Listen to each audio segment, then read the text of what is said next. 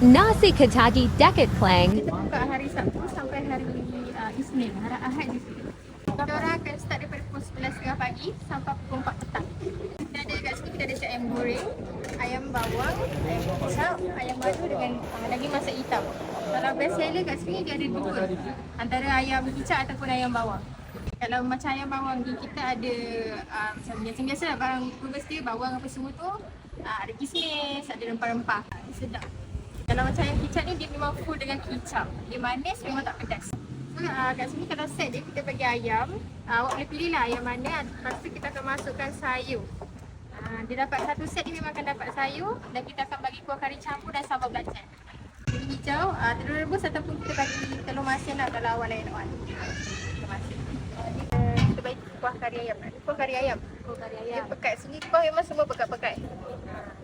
Kari ayam. Ni kuah kari ikan. So kita akan bagi sambal belacan. Ini memang kita akan bagi sambal belacan lah. Ni kita orang punya nasi kandas dia style Kedah.